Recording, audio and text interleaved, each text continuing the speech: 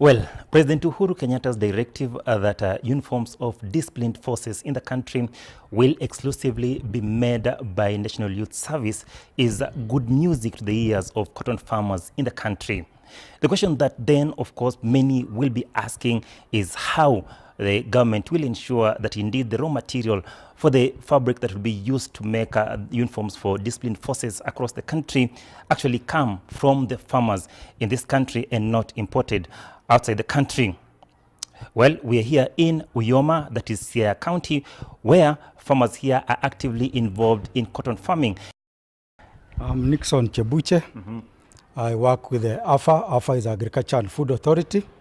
I'm based in Kisumu, Fiber Crops Directorate.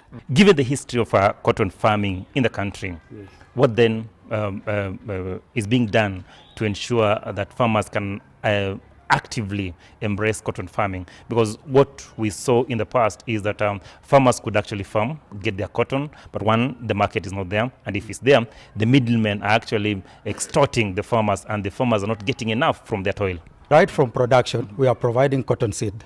At the same time, as we continue, we have talked to the farmers, we have engaged the farmers to form clusters. You know, when they produce in clusters, now the issue of marketing does not become a problem. In clusters, we are linking the farmers to the buyers, to the financial institutions, and we are also linking them to the market. In that way, we are promoting actually the cotton production in this area, because the farmer will produce in a cluster. In a cluster, there will be a assured way of marketing in terms of contract farming. Even what was produced in Kisumu last year, there was a contract between the cooperative societies. Another thing is actually mobilizing the cooperative societies, so that the cooperative societies are producing in cooperatives and selling as cooperatives, and they have a marketing agreement with the buyer. Now in Kisumu as a county, we don't have a ginnery.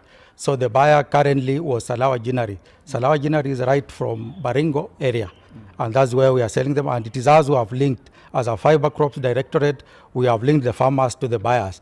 And currently there's no farmer who is having cotton that cannot sell it. And that was exactly my next question, is that as we speak right now, in Siaya County, for instance, this is the only operating ginnery. And we'll actually call it a gin stand, because just one machine here. And it's actually still in the trial phase, right?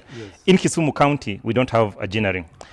And most parts of this region actually don't have ginneries. What exactly is being done to ensure that indeed these facilities are operational? Yeah, what you are saying is true, but we are also saying true that are we having the volumes? You know, with cotton production, we need volumes. So as we speak on maybe increasing or looking at the ginnery, are we having the volumes?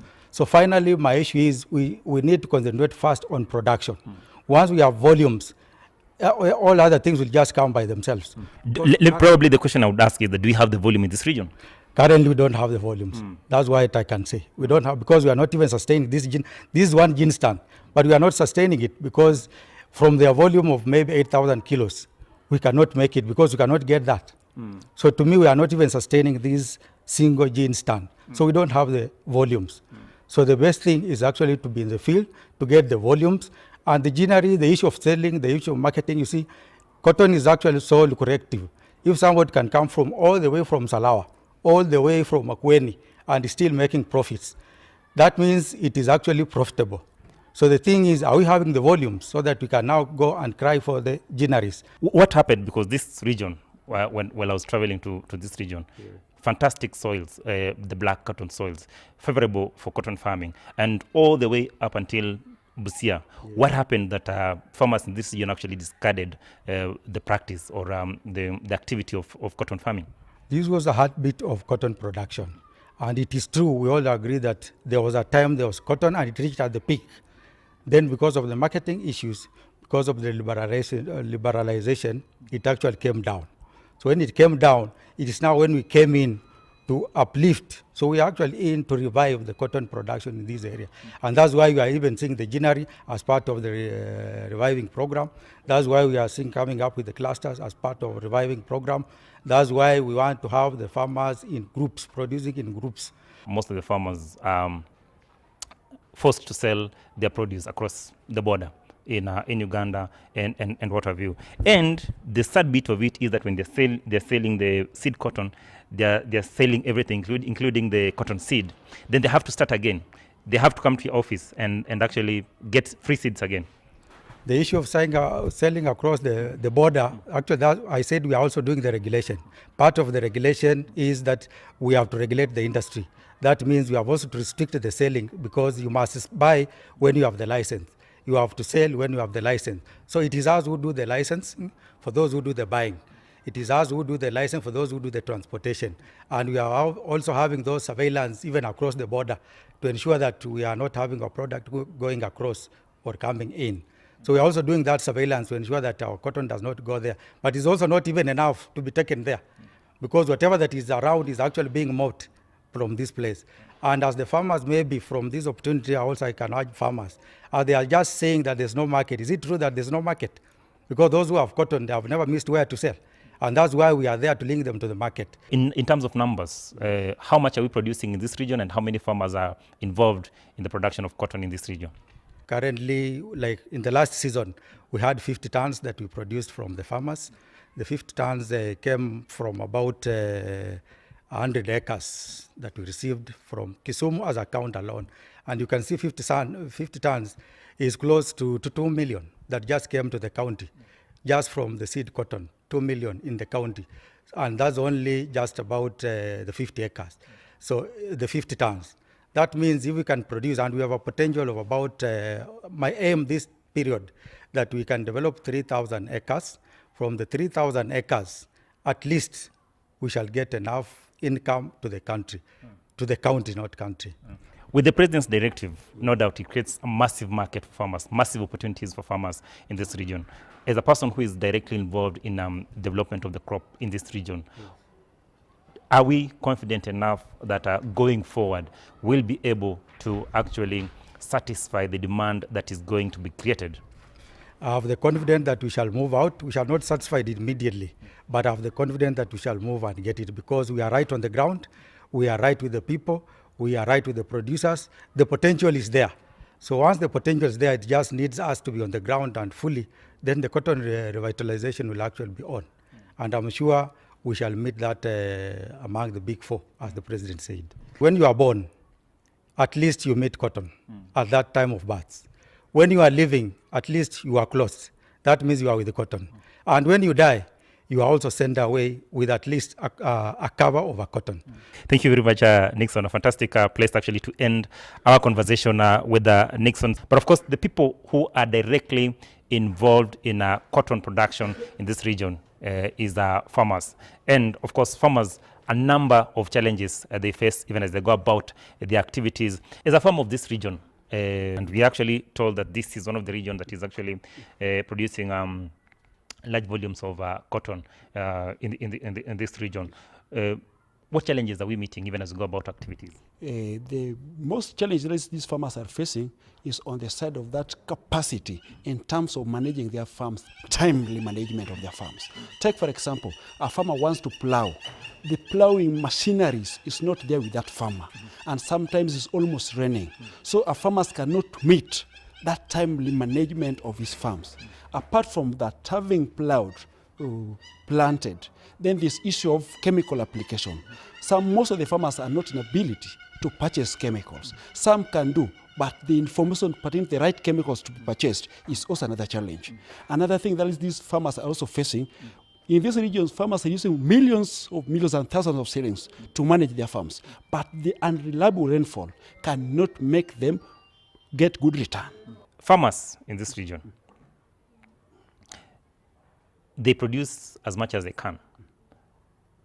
Where do they take their produce? Because when I look around, and one of the key issues that you've actually told me is that the power for associations to actually purchase that seed cotton from farmers is not sufficient. That's the major thing. That is, I can try to confirm to you that list from the major produce being produced here is being taken to Makueni, is being taken to Salawa. But as the cooperators, people being in charge to take care of the interests of the farmers, we are appealing to the county government, we are appealing to the national government, that is, if at all we've been empowered with the capacity in terms of finance to purchase cotton from the farmers and then to help us try to process them here, actually it could be fantastic. What many farmers across the country have been crying about is exploitation of middlemen. we are seeing here you have decided to actually have your cooperative where you'll actually buy directly from your farmers. And another thing is that then is the issue of value addition. What are we doing from this area to ensure that we maximally exploit whatever we're getting from the farms? Good. Or like, for example, the middlemen who are there. But for now, we are trying to at least to minimize that. Because take, for example, the government has already said the price of cotton be 46. But to us, we already made it to 48 and we are taking it cash. So if at all the middlemen come, then they compare the price. And if we are offered like lucrative price, they'll simply just come to us, giving hectic time for the middlemen. And another time, we normally have got regular meetings to empower these people so that they can own this facility. By so doing that, transparent leadership and trust, we can do away with the middlemen. Yeah.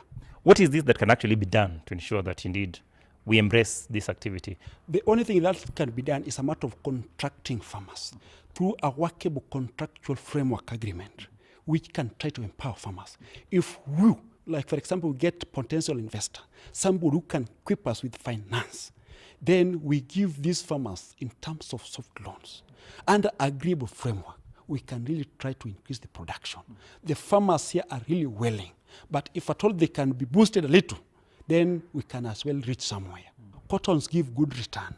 Like for example, you've already seen that is throughout this setup here, everything, like for example, we have the raw cotton, we call it seed cotton. Then within it, there we get the land and the seeds. We press the seed, we get the salad, and then we get the byproduct like the seed cake. By so doing that, we also already increase the price of cotton. So our farmers getting out of this place having got their pay cash at hand at a good payable. So if at all we can come up with other value chains like the handlooms, so can increase the price more so far. That was James, the chairperson of Madianyi Ginnery here in Uyoma, that is Siaya County. And of course, we also managed to talk to Nixon, the development officer in Kisumu County, who actually gave us an elaborate activities over what they are doing to promote, regulate, and ensure that cotton farming in this region is embraced by farmers. My name is Achola Simon, and I take you back to Broadcasting House.